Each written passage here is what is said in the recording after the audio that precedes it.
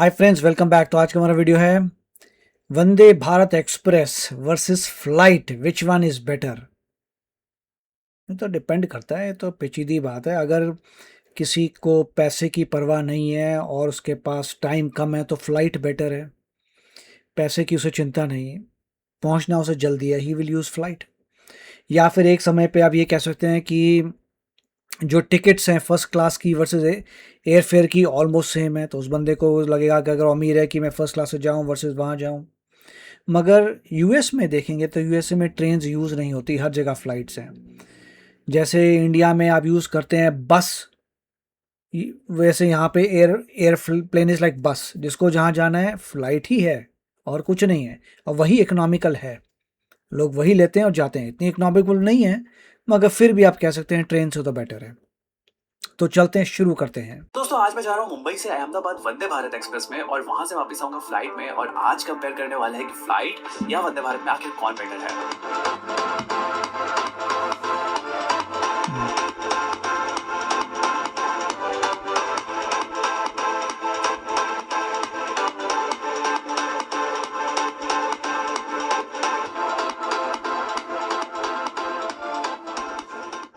तो इस कंपैरिजन के लिए मुंबई अहमदाबाद सेक्टर शायद इंडिया का सबसे बेस्ट सेक्टर है, क्योंकि ये इंडिया का one of the busiest rail sector होने के साथ साथ one of the busiest air sector भी है।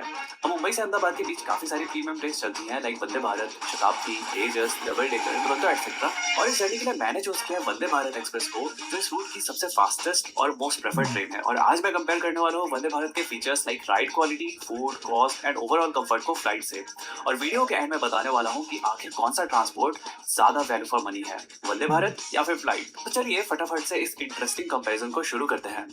तो अपने सफर को शुरू करने के लिए मैं आ चुका हूँ मुंबई सेंट्रल रेलवे स्टेशन, जो मुंबई का एक मेजर रेलवे स्टेशन है और यहीं से हमारे सफर की शुरुआत होगी। अब ट्रेन के बारे में सबसे बेस्ट बात यह होती है कि आपको फ्लाइट की तरह डिपार्चर के 2 घंटे पहले एयरपोर्ट नहीं पहुंचना पड़ता। आप अपनी कन्वीनियंस के हिसाब से ट्रेन डिपार्चर से पहले स्टेशन पहुंच सकते हो और डायरेक्टली ट्रेन बोर्ड कर सकते हो। बात करें अगर मुंबई सेंट्रल रेलवे स्टेशन की, तो काफी वेल मेंटेन रेलवे स्टेशन है, बट ऑनेस्टली मेरे एक्सपीरियंस के हिसाब से स्टेशन की क्लीनलीनेस अभी एयरपोर्ट के लेवल की नहीं लग रही है। ऑल्सो मेरे एक्सपीरियंस में कॉमन वॉशरूम भी इतने क्लीन नहीं लगे। और सबसे इंपॉर्टेंट, एयरपोर्ट की तरह railway station centrally air condition नहीं होते, जो नॉर्मल वेदर कंडीशन में तो ठीक है, बट इस गर्म और ह्यूमिड वेदर में काफी अनकंफर्टेबल हो जाता है। तो हमारी आज की जर्नी होने वाली है ट्रेन नंबर 22961 मुंबई सेंट्रल वाह अहमदाबाद वाह। वंदे भारत एक्सप्रेस में। टोटल डिस्टेंस होने वाला है 492 किलोमीटर, जो हम कवर करने वाले हैं 5 और 30 मिनट्स में with an average speed of close to 90 kilometre per hour. तो अभी हो रहे 3:30 हवाई ट्रेन को निकलने को अभी 15 मिनट। और पाँच सबसे घंटे बेस्ट बात लगेंगे। रेलवे की यही है कि आप स्टेशन 10 मिनट पहले भी आ सकते हो और ट्रेन बोर्ड कर सकते हो, बट सेम चीज एयरपोर्ट में पॉसिबल नहीं होती है। वहां पर आपको एटलीस्ट 2 घंटे पहले पहुंचना ही पड़ता है। ये है हमारी वंदे भारत 22961। इस रूट की सबसे फास्टेस्ट वंदे भारत मुंबई से अहमदाबाद के बीच में चलने वाली 492 किलोमीटर का डिस्टेंस 5 और 30 मिनट्स में at an average speed of 90 kilometre per hour. बहुत ही मजा आने वाला है। और कंपैरिजन में देखते हैं कौन जीतता है आखिर, वंदे भारत या फिर फ्लाइट। बिल्कुल डॉट ऑन टाइम, यानी कि शाम के 3:45 पीएम पे हम मुंबई से डिपार्ट कर जाते हैं और शुरुआत हो जाती है हमारे सफर की। मुंबई सेंट्रल से निकलते ही हम एंटर कर जाते हैं मुंबई सबर्ब्स में, जहां लोकल ट्रेन के साथ मस्त पैरेलल रेस करते हुए हम आगे बढ़ रहे हैं। तो हम निकल चुके हैं मुंबई सेंट्रल से बिल्कुल ऑन टाइम, और अभी हमारी ट्रेन पहुंच रही है बोरीवली की तरफ और हमारी यात्रा शुरू हो चुकी है वंदे भारत एक्सप्रेस में। और अब देखना ये होगा कि आज की परफॉर्मेंस कैसे रहती है, खाना कैसे रहता है, क्लीनिनेस कैसे रहती है, और कंपेयर टू फ्लाइट आखिर कौन सी फैसिलिटी बेटर रहती है। बात करो अगर सीट्स की, तो आज मैं काफी लकी हूँ क्योंकि मुझे मिली है वंदे भारत की शायद सबसे बेस्ट सीट नंबर 44, फर्स्ट या लास्ट कोच की single window very seat, good. जहां सिर्फ एक विंडो सीट होती है। वैसे जनरली सीटिंग कन्फिगरेशन यहाँ 2:3 होता है, जो काफी सिमिलर है डोमेस्टिक फ्लाइट्स के 3:3 सीटिंग कन्फिगरेशन से। वंदे भारत की सीट्स वैसे काफी स्पेसियस है, लेगरूम भी काफी अच्छा है, सीट रिक्लाइन भी डिसेंट है, और साथ में ट्रे टेबल, चार्जिंग पोर्ट और पावर सॉकेट भी अवेलेबल है, जिसे आप इजीली अपना फोन या लैपटॉप चार्ज कर सकते हो। और देखते ही देखते हमारा फर्स्ट स्टॉप आ जाता है, जो कि है बोरीवली। और कुछ देर के हॉल्ट के बाद हम निकल जाते हैं बोरीवली से। बोरीवली डिपार्ट करते ही ट्रेन की केटरिंग सर्विसेज शुरू हो जाती है और सबसे पहले हमें सर्व किया जाता है इवनिंग स्नैक्स। हमारी ट्रेन बोरीवली से निकली है और ऑलमोस्ट आधा घंटा हुआ है डिपार्चर को, और हमारा आ गया है स्नैक्स।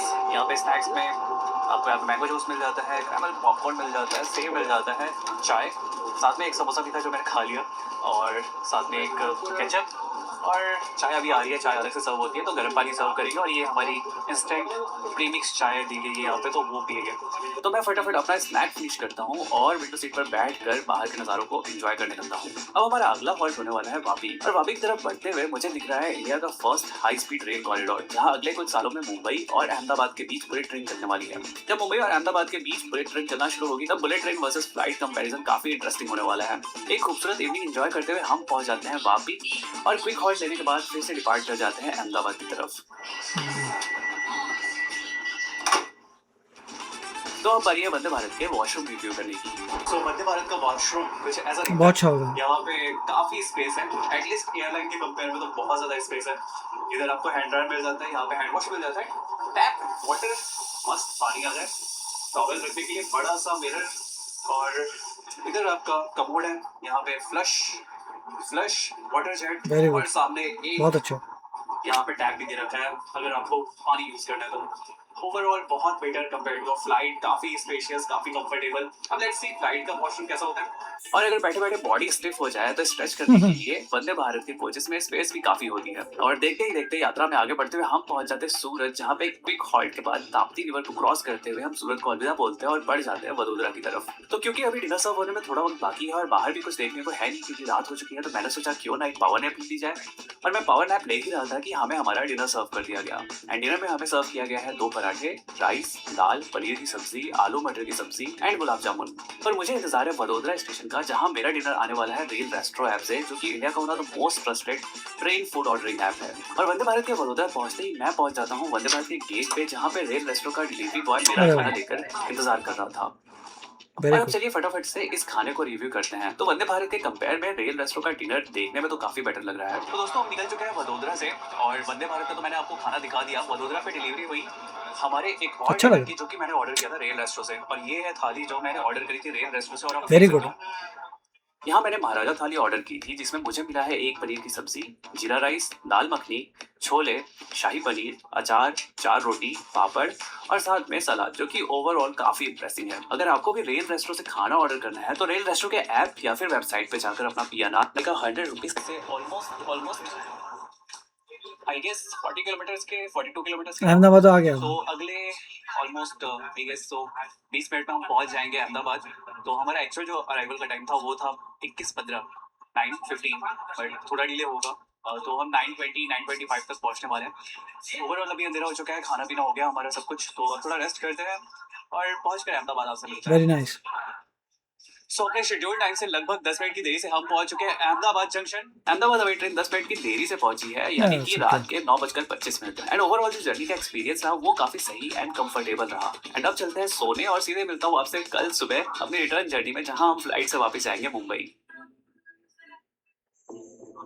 तो वेलकम टू डे 2, जहां मैं निकल चुका हूं टुवर्ड्स अहमदाबाद एयरपोर्ट अपनी मुंबई की फ्लाइट पकड़ने शेड्यूल डिपार्चर से लगभग 3 घंटे पहले, ताकि मैं एयरपोर्ट 2 घंटे पहले पहुंच सकूं। तो दोपहर के लगभग 12 बजे अपनी शेड्यूल्ड फ्लाइट से लगभग 2 घंटे पहले मैं पहुंच चुका हूं अहमदाबाद एयरपोर्ट। और एयरपोर्ट पहुंचते ही जो आपको पहला डिफरेंस फील होता है ट्रेन जर्नी के कंपेयर में, वो है एयरपोर्ट का infrastructure. Airport any day station से ज्यादा ऑर्गेनाइज्ड, वेल मैनेज्ड और नीट एंड क्लीन है। एयरपोर्ट पे एक और एडेड एडवांटेज है कि एयरपोर्ट पूरा सेंट्रलाइज्ड एसी होता है, and also public facilities like washroom next level होती है भाई। तो अब बात करते हैं मेरे आज के फ्लाइट कैरियर के बारे में, जो होने वाला है स्पाइस जेट। और हमारी जर्नी का जो शेड्यूल टाइम होने वाला है वो होने वाला है 1 आवर 35 मिनट्स। तो दोस्तों finally I am at the airport, और हमारी फ्लाइट एक्चुअल में सुबह 8 बजे डिपार्ट होने वाली थी। अभी बज रहे दोपहर के 2।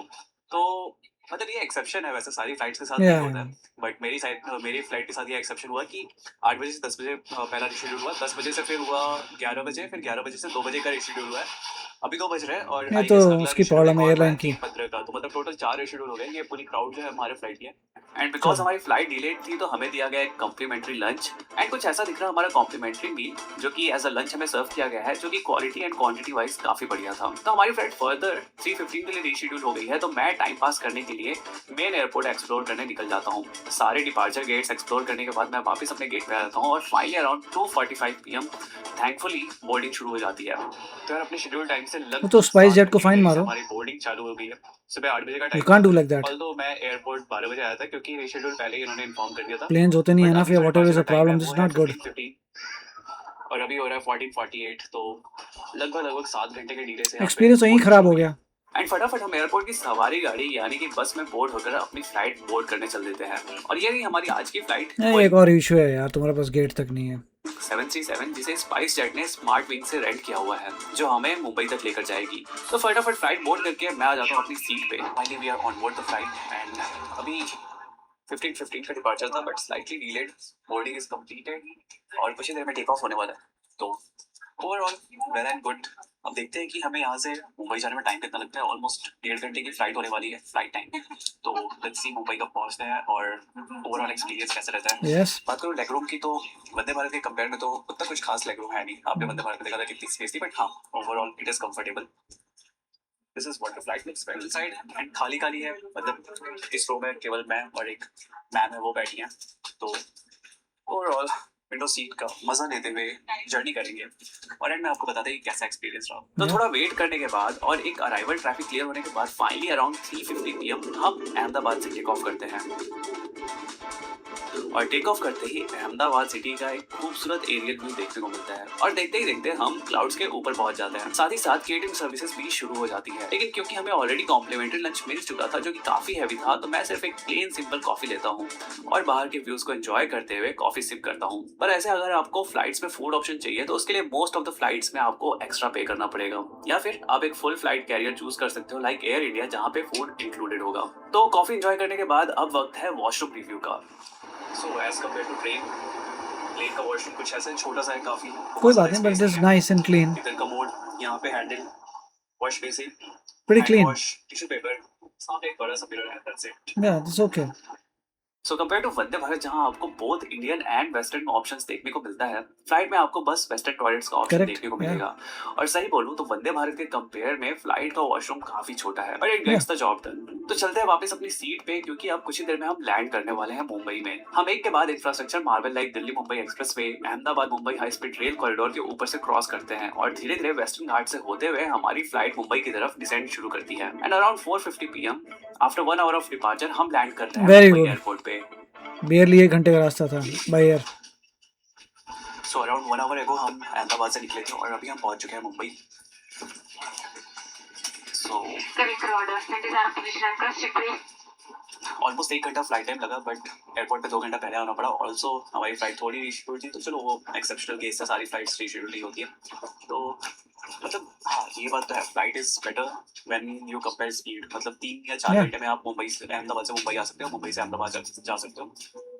Train will take almost 6 hours, तो 2 घंटे का ऑलमोस्ट डिफरेंस आ ही जाता है। एज यूजुअल प्लेन लैंड करते ही सारे लोग अपना सामान लेकर खड़े हो गए, जबकि अभी डोर्स भी नहीं खुले हैं। सो अराउंड 5 बजे हम एग्जिट कर रहे हैं प्लेन से एंड अगेन एयरपोर्ट की सवारी गाड़ी लेकर हम पहुंच जाते हैं टर्मिनल 1। अब वैसे मेरे पास तो कोई एक्स्ट्रा लगेज नहीं है, बट इन जनरल सिनेरियोज में अगर आपके पास कोई भी एक्स्ट्रा चेक्ड इन लगेज है तो उसके लिए आपको कन्वेयर बेल्ट पे एक्स्ट्रा 15 से 20 मिनट वेट करना पड़ सकता है। तो दोस्तों फाइनली 5:15 पर हम आ चुके हैं एयरपोर्ट के बाहर और ओवरऑल जो जर्नी का टाइम का बात करूँ ना, तो ऑलमोस्ट 12 बजे मैं एयरपोर्ट पहुंचा था और यहाँ पे मैं डिबोर्ड किया हूँ 5:15 पे बाहर निकला हूँ। तो मतलब ऑलमोस्ट 5 घंटे 15 मिनट का। वही वंदे भारत का ओवरऑल अगर जर्नी टाइम का बात करूँ तो almost close to 6 hours, 5 hours 30 minutes की जर्नी नहीं, तो और आपका थोड़ा अलग बहुत एक्स्ट्रा सिचुएशन बफर थी। टाइम ऐड कर लो स्टेशन पहुंचने का, स्टेशन से बाहर निकलने का। तो यहाँ पे हमारी जर्नी एंड होती है और अब बारी है फाइनल कंपैरिजन की। अगर बोर्डिंग एक्सपीरियंस की बात करूँ तो ऑनेस्टली फ्लाइट क्लियरली बेटर लगती है। एयरपोर्ट ज्यादा ऑर्गेनाइज, क्लीनर और प्रोफेशनली वेल मैनेज्ड होते हैं। सीट कंफर्ट की बात करें तो दोनों काफी सिमिलर है, बट वंदे भारत में क्लियरली बेटर लेग रूम मिलता है। वॉशरूम एक्सपीरियंस की बात करूँ तो दोनों क्लीन है, बट वंदे भारत का वॉशरूम ज्यादा स्पेशियस है। फूड के मैटर में पर्सनली मुझे वंदे भारत बेटर लगी, क्योंकि प्रॉपर मील्स मिल जाते हैं और वो भी काफी वैल्यू फॉर मनी होते हैं,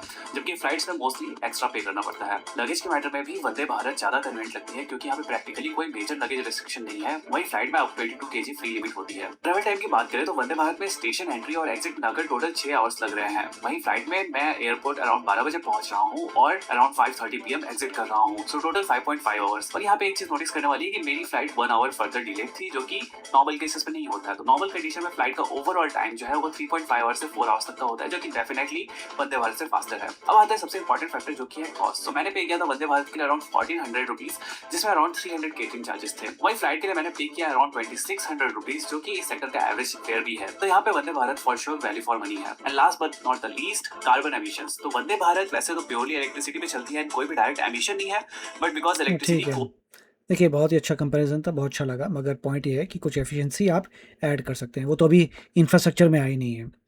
एयरपोर्ट्स में जैसे यहाँ पे है कि 1 घंटा पहले पहुँच जाओ, डोमेस्टिक के लिए दैट्स नॉट अ प्रॉब्लम।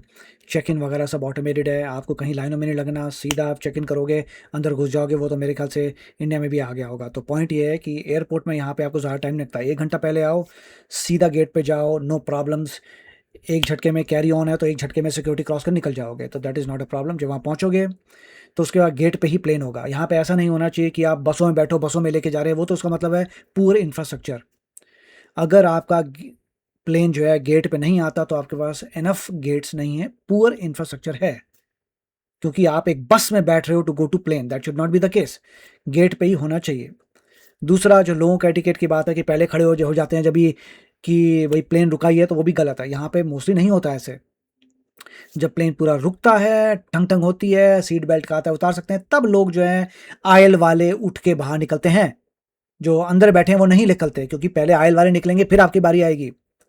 तो और उसके बाद कन्वेयर बेल्ट पे भी ज़्यादा लड़ाई झगड़ा नहीं होता, इट्स वेरी क्लीन, आराम से आता है, लोग निकल लेते हैं।